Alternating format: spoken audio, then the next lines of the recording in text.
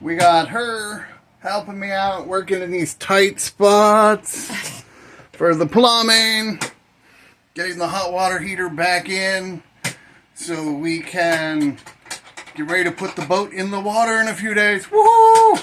Boat life, boat repairs. And hey, if you haven't checked it out already, make sure you check out the new Atlantis Society and become part of building a free, independent country to where you set your own rules for life.